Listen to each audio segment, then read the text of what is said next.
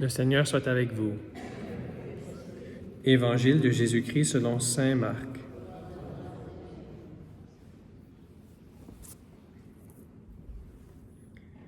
Jésus et ses disciples entrèrent à Capharnaüm. Aussitôt, le jour du sabbat, il se rendit à la synagogue, et là, il enseignait. On était frappé par son enseignement, car il enseignait en homme qui a autorité, et non pas comme les scribes. Or, il y avait dans leur synagogue un homme tourmenté par un esprit impur, qui se mit à crier. « Que nous veux-tu, Jésus de Nazareth? Es-tu venu pour nous perdre? Je sais qui tu es le Saint de Dieu. » Jésus l'interpella vivement. « Tais-toi, sors de cet homme. » L'esprit impur le fit entrer en convulsion, puis poussant un grand cri, sortit de lui. Ils furent tous frappés de stupeur et se demandaient entre eux, « Qu'est-ce que cela veut dire? Voilà un enseignement nouveau, donné avec autorité. Il commande même aux esprits impurs, et ils lui obéissent. » Sa renommée se répandit aussitôt partout, dans toute la région de la Galilée. Acclamons la parole de Dieu.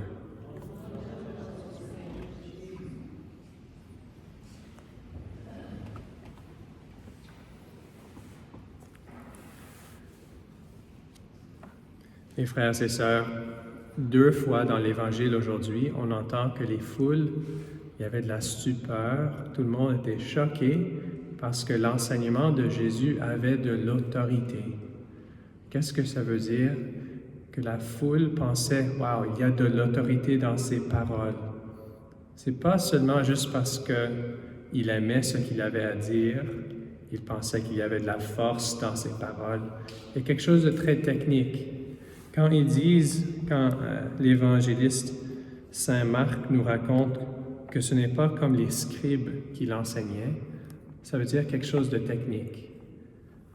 Jésus enseignait de façon différente parce que les scribes, dans le temps de Jésus, enseignaient de cette façon. On a la parole de Dieu qui est donnée à travers Moïse, par exemple la loi. Alors comment on va interpréter cette loi? On dit « Le rabbin Samuel a dit cela. Le rabbin Benjamin a dit cela. Il a jugé de cette façon.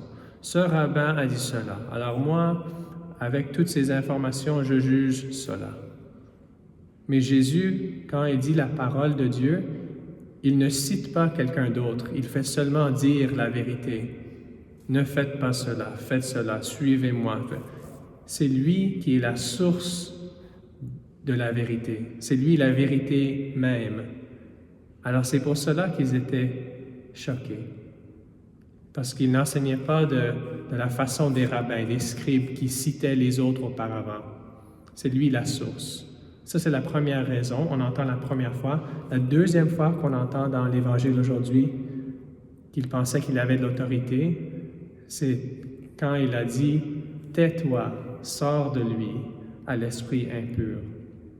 De façon très exacte, il y avait l'exorcisme. Mais c'est plus en général parce que sa parole faisait ce qu'il était en train de dire. Il y avait un effet direct. C'est ça. Quand on entend dans le premier livre de la Bible, dans la Genèse, que Dieu a dit que la lumière soit, que la firmament soit, et tout de suite, c'est arrivé. C'est cela. La parole de Dieu est devenue incarnée en Jésus. C'est lui la parole de Dieu. Et ce qu'il dit arrive. Personne ne peut s'opposer ou mettre un obstacle à la parole de Dieu. Ça, c'est la deuxième raison pourquoi ils étaient stupéfaits. Même les esprits impurs obéissent. Peut-être vous pensez maintenant, mais il y a beaucoup de personnes qui désobéissent à la parole de Dieu. Il y a beaucoup de personnes qui ne suivent pas sa parole. Oui, c'est vrai, les commandements, par exemple, de Dieu, il dit « fais cela, ne fais pas cela ». Mais ce n'est pas qu'il nous force, parce qu'il ne veut pas qu'on soit des robots, mais par amour, par notre volonté libre, il veut qu'on lui suive avec amour. Mais il viendra un jour où tous les genoux vont fléchir à la parole de Dieu. Alors, dans notre vie, ces deux sources-là, l'enseignement de Jésus, c'est différent parce que c'est lui qui est la source de toute vérité. Est-ce qu'on croit vraiment cela dans nos cœurs? Est-ce qu'on prie seulement quand on a un besoin spirituel ou dans toute chose? S'il y a la vérité dans la science, dans l'histoire, dans les interactions avec les autres, c'est la vérité de Jésus qui vient à travers ces moyens-là. Alors, c'est un exemple vraiment, vous allez penser, c'est quoi ça? Si vous avez un problème avec votre ordinateur, votre imprimante, oui, est-ce que vous pensez que Jésus a la solution? Souvent, on va dire, non, je dois appeler cette personne, je ne peux pas faire mon travail. Jésus, c'est lui la vérité, c'est lui la source de tout. On peut lui dire, Seigneur, aide-moi ici. Toi, tu sais comment régler cela, montre-moi. Voilà, ça c'est une façon dont on montre notre foi que c'est lui qui est la source de toute vérité. Et la deuxième chose, quand Jésus dit ou décide quelque chose, voilà, ça l'arrive.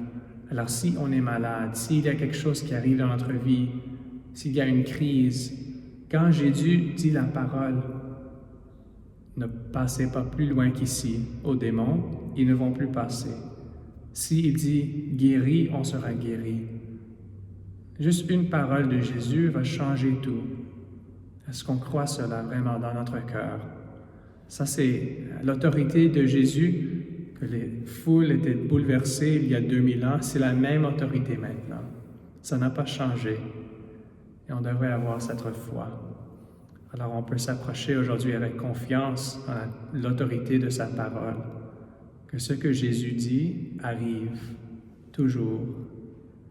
Et quand il décide, tout change. C'est lui la source de toute vérité dans notre vie. Ne cherchons pas ailleurs. Oui, la vérité nous vient de différents moyens, mais c'est toujours par Jésus. Alors rendons grâce à ce nouveau enseignement qui nous arrive à travers les paroles de Jésus. Amen.